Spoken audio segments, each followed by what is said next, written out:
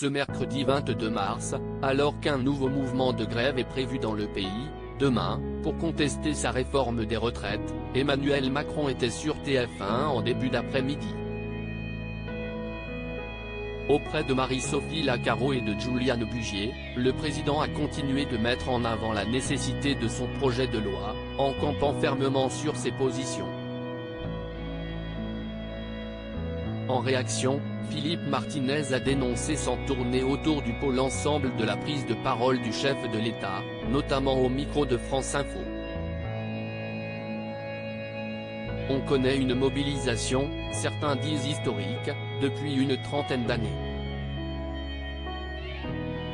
Et pour lui, il a fait un bilan très positif.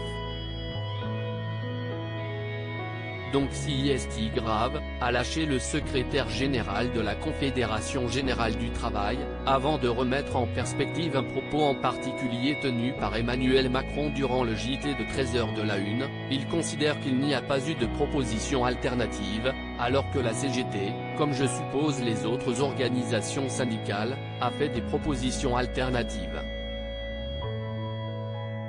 Sur sa lancée, Philippe Martinez a déploré le fait que celle-ci ne semble valable que si on est d'accord avec le président. J'ai noté des aberrations mais, total. Il a fait le constat que des minima de branche étaient en dessous du SMIC. Excusez-moi, mais si est lunaire, a déclaré le syndicaliste de 61 ans, en expliquant avoir contacté il y a un petit moment déjà l'ancien Premier ministre, Jean Castex, si sa mémoire est bonne, pour évoquer l'importance d'avoir une révalorisation automatique des minima de branche quand le SMIC augmente. Supérieur à découvrir les femmes qui ont compté dans la vie d'Emmanuel Macron, un président qui ne maîtrise pas le système. Philippe Martinez a ensuite reproché à Emmanuel Macron de continuer, à faire l'amalgame, évidemment, entre impôts et cotisations. Il considère que les cotisations patronales ne sont pas une question et que pour financer la sécurité sociale et la retraite, il n'y a que les cotisations salariales, a-t-il regretté au micro de nos confrères. Ce n'est pas comme ça qu'Ouest construit le système. Alors soit il a une méconnaissance totale de notre système, et là si est très grave.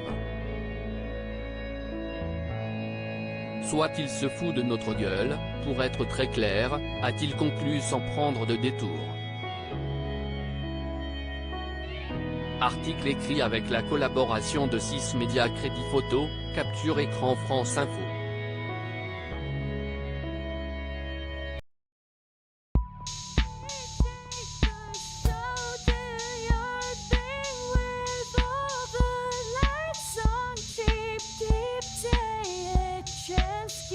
Keep taking a chance.